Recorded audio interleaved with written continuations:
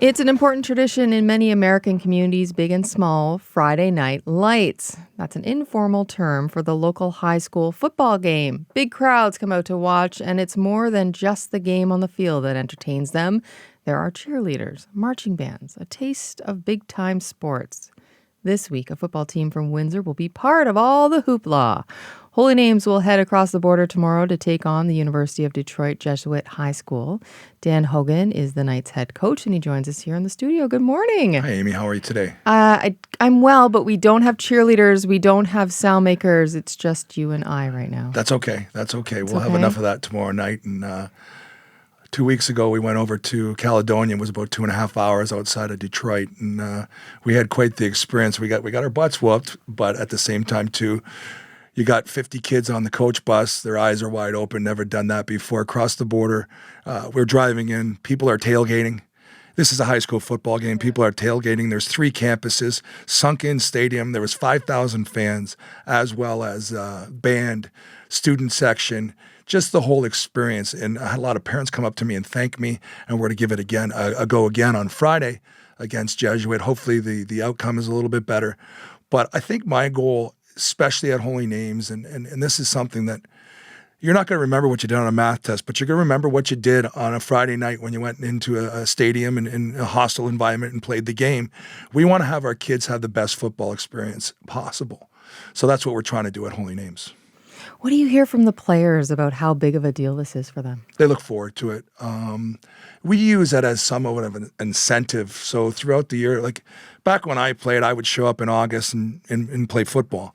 These kids, it's a year-round thing. A lot of these kids have, expectations of going on to do bigger and better things.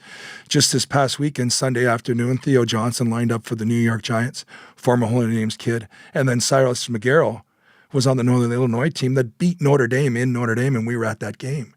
So it's exciting, and not only that, too, is I think football, sports in general in high school, creates bonds for a lifetime, but not only that, it teaches these kids a lot of lessons. And I think, and I don't want to knock anybody, but I don't think we emphasize that enough in high school, where these kids learn these life lessons and learn these things. And I'll tell you, man, like, this is stuff that you'll remember for the rest of your life. You'll be having, a couple pops with your buddies when you're 40 years old and say, hey, remember we did that Friday night. So it's exciting. And the nicest thing about the places we go is they're great hosts. They take great care of us. They send the food home with the kids. It's just a surreal experience for our kids, and it's exciting. How common is it for a Canadian high school team to head across the border on a trip like this? Well, we've been doing it for about 15 years now. I think we were one of the only schools to ever win a game over there. We went over to Dearborn Divine Child, and we won 12-10. We haven't been invited back to that school because it's like the college games the last couple of weeks. They pay these people a bunch of money. So they give us a check to come over. They take care of our expenses. They beat our butts and then put us on the back of home with their pizza and say, thank you very much, for a tune-up. Again, it's just the whole overall experience. It's the fact that these young men are learning and it's a lot more than just football. It's the fact that they get to spend a couple hours with these guys and we bond as a team. Coaches, we bond. And like 2 weeks ago we went, coaches stayed an extra day. We went and played golf the next day. Kind of just a friendship thing and preparing us for next week's season opener with Wexa. Yeah, so you've been doing this 15 years. How did it all start? Someone called it don't count for us. These games don't count for us, but over there it counts for them. So they reached out to us seeing that we were a pretty decent program, that we always seem to be, in the semifinals or finals and have good years. Sure, we have down years every once in a while, but it counts for them. So they get points towards their playoff run over there. So when they play Holy Names, if last year we played Jesuit and they received points and got into the playoffs because of the fact that we were 7-0. So it helps them. And someone just reached over. It's been going on for a few years. I know Coach Lumley used to bring his teams over there all the time. It's just an opportunity for kids to play. It's an opportunity. We had our hands cuffed a little bit this year because certain rules don't allow us to practice enough time to go to this game. So we had 10 practices in, and then we go against a team that's been practicing for a month and a half. So that was tough. But at the same time, too, when we open up next week in Wexa football, we're going to be ready and ready to go. And high school football and Windsor minor football, it's really starting to pick back up after COVID. I know, we talk about COVID, but at the same time too, all this is starting to pick back up. I know right now that we're doing a podcast, a TV show called Contain the Edge, where we're going to emphasize local high school football. Not just the football, but human interest stories too. People are doing great things. Like I know Coach Curry at Catholic Central is starting to revive that program. Well, Tyrone Crawford came out of that program. He played in the NFL for years. Human interest stories when it says like some of these kids that Coach Curry is coaching, they can't, English is their second language. So I think if we take the tool of football, educate the kids and give them the experiences, I really like where things are going. And Friday night, we're excited to go over there. They're excited to have us, the band.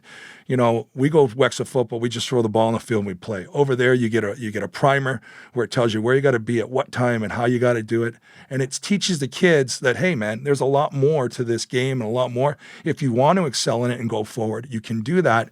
And we're going to give them the opportunity to do so. What's it going to take for you guys to pack on some cheerleaders and a band of your own to go? Well, Miss Ditchfield out at Holy Names started a cheer program last year.